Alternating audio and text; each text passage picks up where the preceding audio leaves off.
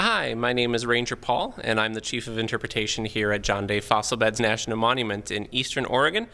And I'm also Becca Renslow's uncle. And for her class project, she wrote to us here at the Fossil Beds and asked us a couple of questions about the park and about some of the fossils that we find here. So what I'm going to do is I'm going to go inside and ask these questions of some of our scientists so that they can help us help you all to understand a little bit about what we do here at John Day Fossil Beds and how we take care of the fossils that we find. Hi, I'm Dr. Josh Samuels. I'm the Chief of Paleontology here at John Day Fossil Beds National Monument. The question I was asked is, how do we know if it's a fossil when we dig it out of the dirt? Well, what I can show you right here are two bones. This one is a fossil. It's the humerus, the upper arm bone, from one of our saber-tooths.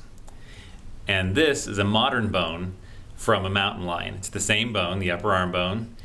And when you look at these two, you can see there are some very distinct differences. One thing is the color. The color is not always the best thing, but if we find a bone like this and it's buried in the dirt and it has this very distinct dark color, sometimes they're brown, sometimes they're green, sometimes they're black, it's because they've been replaced by minerals. So instead of being the minerals that are in bone, the minerals here are essentially rock. So there's nothing organic left here. One other difference is the weight. Since this is replaced by mineral and it's actually completely filled in by rock and mineral, it is much heavier than a bone like this. This bone of the mountain lion is hollow on the inside because that's where the bone marrow was. So looking at these two, the weight, the color, all of those kinds of things can tell us that this is a fossil and this is a bone. Okay.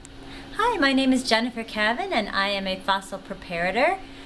We have a question: how do you clean a fossil without breaking it? And the answer is a lot of times you don't. Breakage happens a lot. As you can see here, this is the skull to a dog called a mesocyan. It's about 28 million years old. And when we find the fossils, a lot of times they have natural cracks already in them. And the only thing that's holding it together is the dirt that's surrounding it.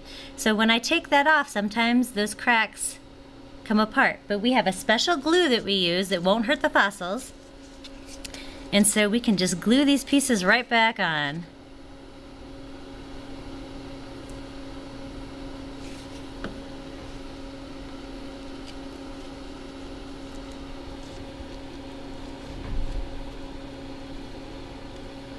We'll let that dry overnight and you'll never know that it was ever broken.